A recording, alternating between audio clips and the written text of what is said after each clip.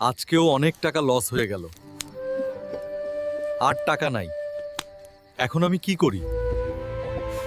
মন খারাপ লাগতেছে। যাই বাসার দিকে। আজ আর কপাল ভালো না। বাবা মা হয়তো আমায় আজকে অনেক বকবে বোধ হয়। তুই আবার জুয়া খেলছিস? তোকে না মানা করলাম। আল্লাহ কি সন্তান জন্ম দিল আমার ওপর এমন শাস্তি দিতে? আজকেই লাস্ট খেলবো, এরপর আর খেলবো না। কথা দিলাম নিজেকে।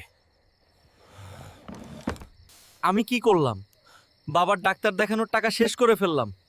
এখন আমি কি করব? আমার হাতের আর সময় নাই।